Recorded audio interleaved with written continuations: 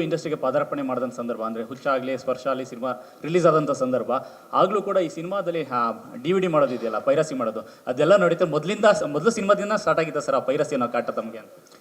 ಏನು ಪ್ರಾಬ್ಲಮ್ ಇಲ್ಲ ಸರ್. ಇವಾಗ ಏನಿದೆ, ಅವರು ಪೈರಸಿ ಮಾಡ್ತಾರೆ ಸಿನಿಮಾದಲ್ಲಿ. H2O ಒಳಗೆ ಹೋದ್ರು ನೋಡಿ, ಕರೆಕ್ಟಾ? H2O ಪೈರಸಿ ಮಾಡಿ ಒಳಗೆ ಹೋಗ್ತಾರೆ ಅವರು, ಕರೆಕ್ಟಾ? ಹೆಂಗೆ ಹಿಡಿತೀವಿ ಅಲ್ಲೂ ಬಿಡಲ್ಲ ನಾವು, ನಮ್ಮವನಾದ್ರೆ ಏನಂತೆ ಆ ಥರ ಬರಲ್ಲ. ಆಮೇಲೆ ನೀವೊಂದು ಕೇಳಿದ ಪ್ರಶ್ನೆಗೆ ನಾನು ಉತ್ತರ ಕೊಡ್ತೀನಿ ಸರ್. ಚಾಮರಾಜನಗರದ ಕೇಳ್ತಾ ಇದ್ರಿ ನೀವು. ಇಲ್ಲಿ ಏನಾಗುತ್ತೆ, ಇವರು ಫಸ್ಟ್ ಟೈಮ್ ಇವರು ಅಂತ ಹೇಳಿದ್ರು, ಕರೆಕ್ಟು. ಮಾಡೋರು ಅವರವರ ವೃತ್ತಿಗಳನ್ನು ಶ್ರದ್ಧೆಯಿಂದ ನಿಯತ್ತಿನಿಂದ ಮಾಡಿದ್ರೆ ಫಸ್ಟ್ ಟೈಮ್ 50-60 ಟಿಕೆಟ್ ಹಿಡಿದಿದ್ದೀವಿ, ಸಿಕ್ಕಾಪಟ್ಟೆ ಹಿಡಿತೀವಿ.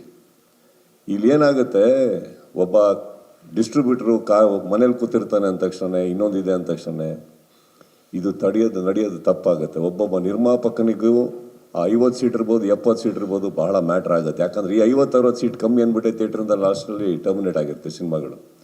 ನಿನ್ನೆ ಇದಕ್ಕೆ ನಾನು ತುಂಬ ಥ್ಯಾಂಕ್ಸ್ ಹೇಳಬೇಕಾಗಿರೋದು ನನ್ನ ಅಭಿಮಾನಿಗಳಿಗೆ, ನನ್ನ ಫ್ಯಾನ್ಸಿಗೆ, ಅವ್ರಿಗೆ ತುಂಬ ಥ್ಯಾಂಕ್ಸ್ ಹೇಳ್ಬೇಕು. ಬಿಕಾಸ್ ಎಲ್ಲ ಕಡೆ ಬಿಟ್ಟಿದ್ದೀವಿ ಅವ್ರನ್ನ ಚೆಕ್ ಮಾಡೋದಕ್ಕೆ.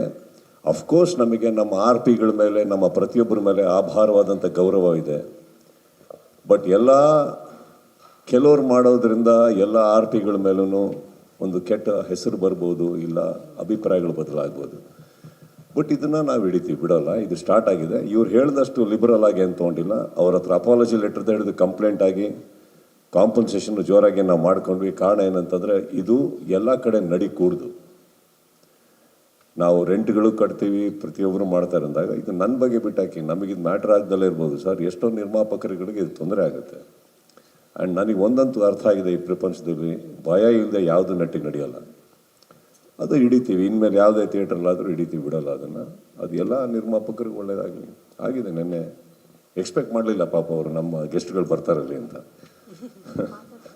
ಸೊ ಇದ್ದಾರೆ. ಅಟ್ಲೀಸ್ಟ್ ಈಗ ಪ್ರತಿಯೊಬ್ಬರು ಹಿರಿಯರಾದಂಥ